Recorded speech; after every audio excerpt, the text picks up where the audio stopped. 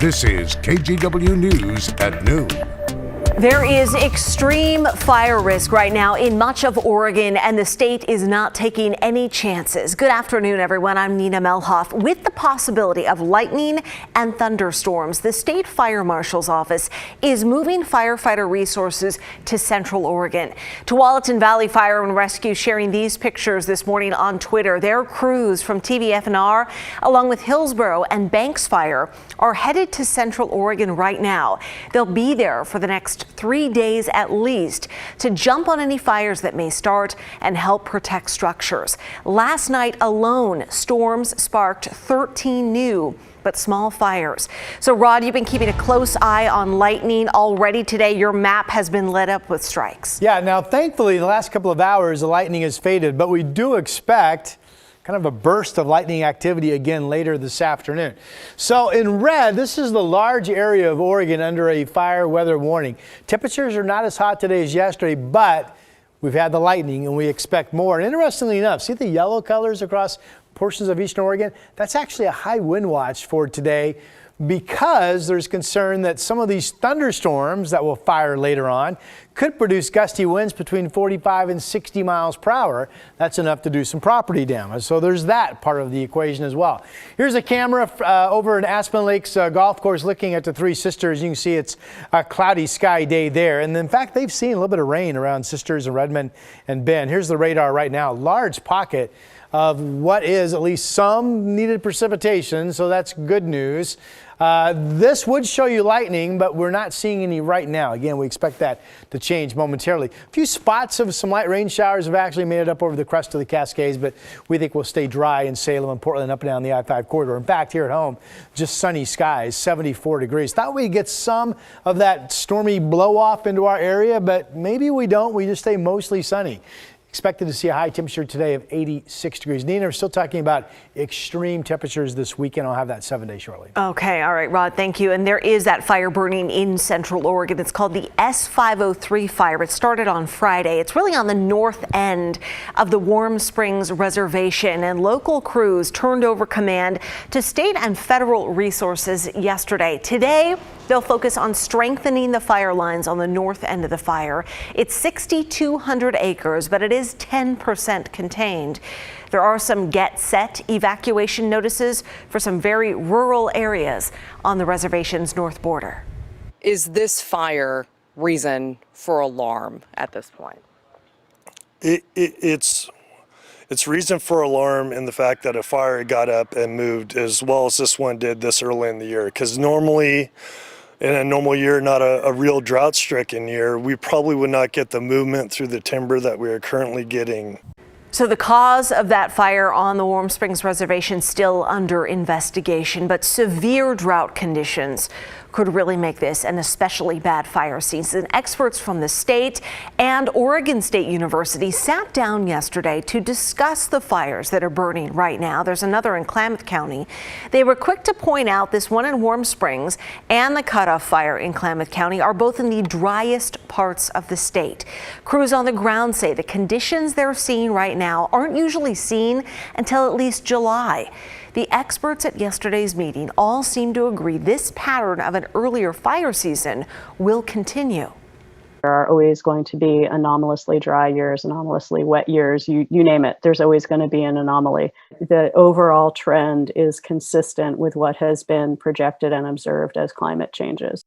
So because of that, we all may see changes going forward. More burn bans and other restrictions may be increased, and some areas may be closed or made off limits entirely. Now to an update on the coronavirus, because the vaccine goal deadline for the U.S. is going to fall short. The White House said today it will likely miss its goal of partially vaccinating 70% of American adults against COVID by July 4th. Certain age groups, though, will hit the target Independence Day date. 70% of Americans ages 30 and up have already gotten at least one shot. 70% of those 27 and up have at least one dose by the 4th of July. The holdouts, interestingly enough, are Americans between 18 and 26. Oregon not doing much better. Governor Kate Brown says she will ease restrictions once 70% of people over 18 get at least one dose. Well, today that number is 68.7%. 44,000 more Oregonians need to get that first shot for us to open up. Oregon is averaging about 3,100 first doses a day. At that rate, it would still be another couple of weeks before we reach 70%. Meanwhile, Washington's third vaccine lottery drawing is happening today. The prizes include $250,000, free college tuition, tickets to sporting events, and much more. Winners will likely get a call from the lottery tomorrow. A reminder, that call will come from either a 253 or a 564 area code. You have 3 days to claim your prize. And check this out, a 13-year-old from Tacoma got her vaccine lottery prize. Alicia Bonaha won a year's worth of college tuition. But that's not why she got vaccinated. It puts you like at a state of peace, I guess. And it's nice knowing that you're not at risk anymore. So that tuition will come in handy. Alicia wants to be a doctor or a lawyer. Now to Portland's record gun violence. Neighborhoods are overwhelmed by this crisis. And today, KGW devotes much of its coverage to understanding this gun violence. Our Brenda Braxton talked with investigative reporters Kristen Severance and Kyla Boshi about their special that airs tonight.